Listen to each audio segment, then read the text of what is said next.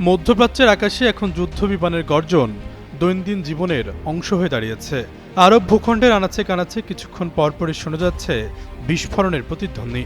এই অঞ্চলে যে যুদ্ধের ডামাডল বেজে উঠেছে তা এখন শুধু রণক্ষেত্রের মধ্যেই সীমাবদ্ধ নেই।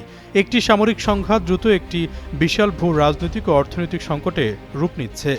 এর রেশ ছড়িয়ে পড়েছে বিশ্বজুড়ে। যুদ্ধ বন্ধের মধ্যে আলোচনায় বসতে দৌড়ঝাঁপ শুরু করেছে মার্কিন প্রেসিডেন্ট।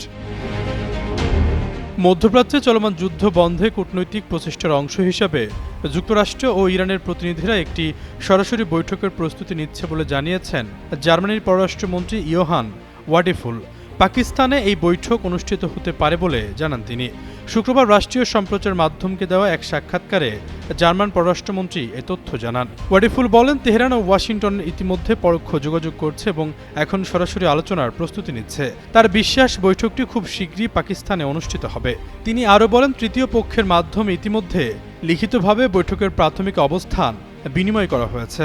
শুক্রবার ফ্রান্সে G7 পররাষ্ট্রমন্ত্রীদের বৈঠকে মার্কিন পররাষ্ট্রমন্ত্রী মার্কো রুবিও সম্ভবত এ বিষয়ে আরও বিস্তারিত জানাবেন বলে উল্লেখ করেন জার্মান পররাষ্ট্রমন্ত্রী। এদিকে পাকিস্তানের শীর্ষ এক কূটনীতিক জানিয়েছেন, ওয়াশিংটন ও তেহরান পরস্পরের বিপরীতমুখী প্রস্তাব দিলেও দুই দেশের মধ্যে পরোক্ষ আলোচনা এখনও চলছে।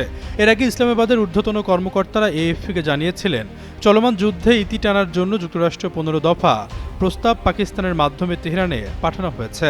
ইরান ও যুক্তরাষ্ট্রের সঙ্গে সম্পর্ক এবং আঞ্চলিক পর্যায়ে সংযোগের কারণে সম্ভাব্য মধ্যস্থকারী হিসেবে বিবেচনা করা হচ্ছে পাকিস্তানকে। পাকিস্তানের প্রধানমন্ত্রী শাহবাজ শরীফ এবং পররাষ্ট্রমন্ত্রী ইসহাক ডার উভয়েই ইরানের ঊর্ধ্বতন সরকারি কর্মকর্তাদের পাশাপাশি তাদের উপসাগরীয় মিত্র বিশেষ করে সৌদি আরবের সাথে নিয়মিত যোগাযোগ রাখছেন। দেশটির কর্মকর্তারা বলছেন, পাকিস্তান শক্তিশালী সেনাপ্রধান ফিল্ড মার্শাল আসিফ মনিরও কূটনৈতিক প্রচেষ্টার সমানভাবে জড়িত রয়েছেন এবং গত রোববার মার্কিন প্রেসিডেন্ট ডোনাল্ড ট্রাম্পের সঙ্গে কথাও বলেছেন। মার্কিন সংবাদ মাধ্যমের খবর, তেহরান ও ওয়াশিংটনের মধ্যকার চলমান শান্তি আলোচনা যদি কোনো কারণে ফলপ্রসূ না হয় তবে ইরান জুড়ে এক ভয়াবহ চূড়ান্ত হামলার পরিকল্পনা করছেন ডোনাল্ড ট্রাম্প। মার্কিন প্রেসিডেন্ট আলোচনার সমান্তরালে এই সামরিক প্রস্তুতির নির্দেশ দিয়েছেন বলে জানা গেছে। এই পরিকল্পনা ইরানে ব্যাপক বিমান হামলার পাশাপাশি প্রথমবারের মতো বড় ধরনের স্থল বাহিনী নামানোর চিন্তাও রয়েছে যুক্তরাষ্ট্রের। দুই মার্কিন কর্মকর্তা ও সংশ্লিষ্ট সূত্রের বরাত দিয়ে প্রতিবেদনে উল্লেখ করা হয়েছে, তেহরানকে আলোচনার টেবিলে নতি স্বীকারে বাধ্য করতেই এই দ্বিমুখী কৌশল গ্রহণ করা হয়েছে।